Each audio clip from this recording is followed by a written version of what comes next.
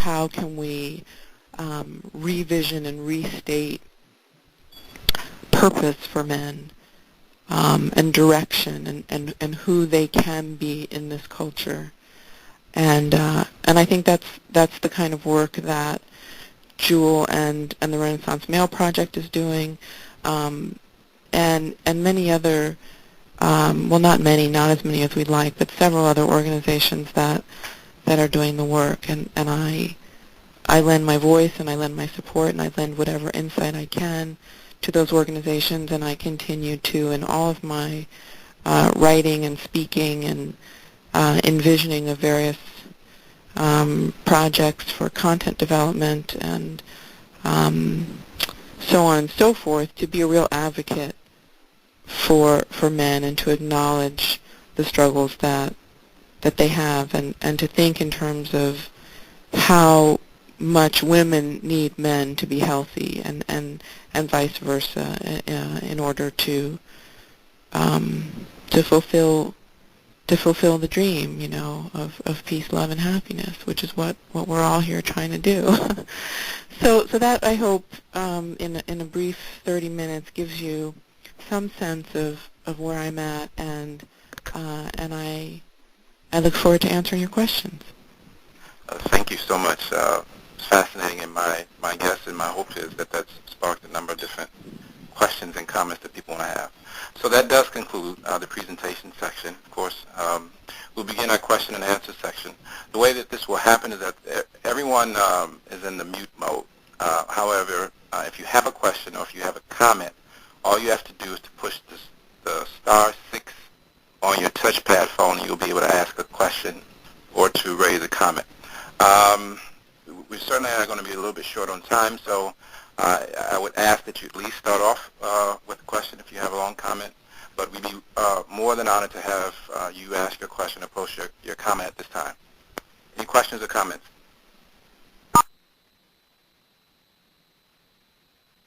Any questions or comments at this time for Rebecca Walker? Oh, my goodness. Yes. Hello? Hi. Yes. Hi, this is Madama Ambi. Hi. Hi, how are you? I'm great. How are you? It's I'm nice good. to see you over here from Twitter. Yeah, I'm using my my non-Madama voice. Usually I got an accent. Maybe you got a baby who talk like me. Yeah. But I'm not going to use that voice today because I need to be in my left brain to participate. Okay. As I was listening to you talk about the divides between what you see as feminism trying to accomplish and the issues that this is posing for boys and for men, I was thinking about pain. I was thinking about the pain that patriarchy causes everyone, and how that's a unifying ground if we could get people to come forward and start at that point. As a feminist, I found that that's very difficult to do with women, and it's also very difficult to do with men who are getting what they need from patriarchy. It's easier to do with people who are smacking into walls.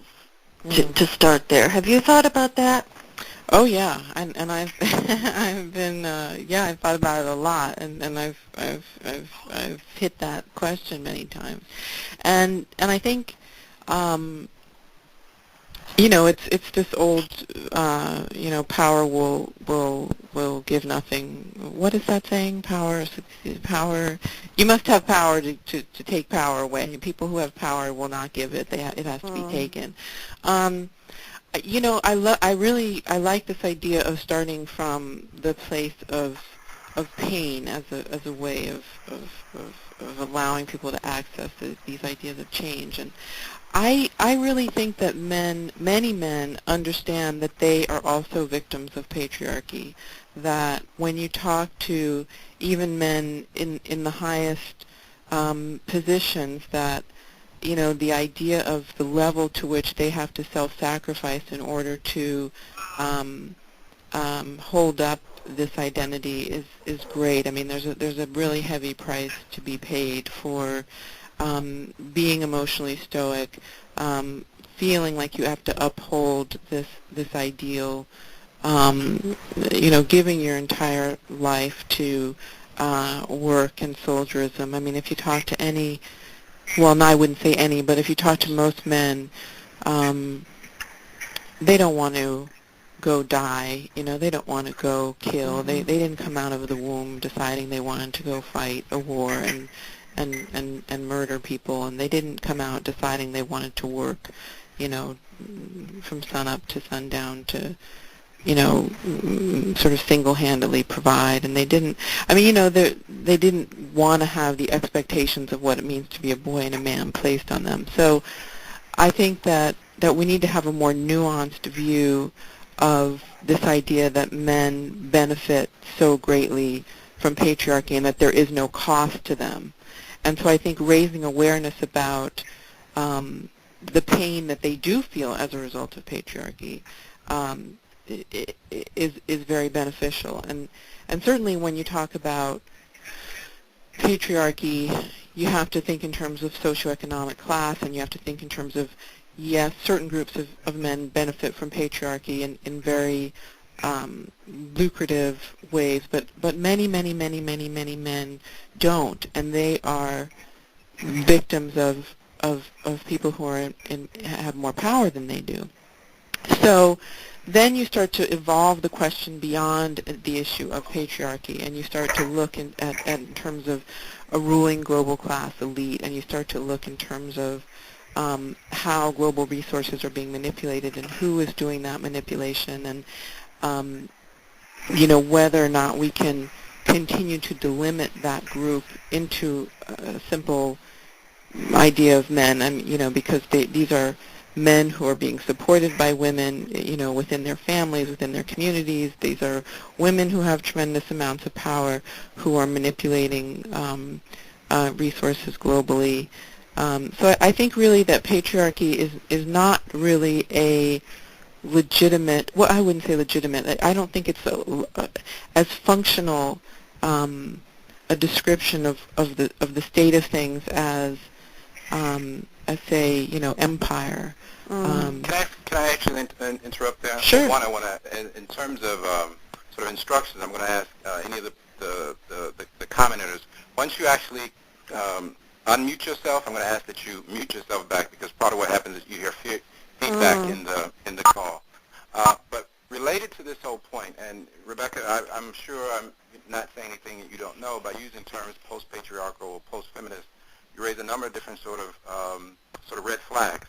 But to the first question, the idea, and this is just talking from someone who is in a position of having organized men's collectives for quite some time now, the idea of men responding to pain has never been a sort of caution. In fact, that's always been one of the first groups of men that is my experience that actually will come to this call of when you put out, men's groups or men's collectives.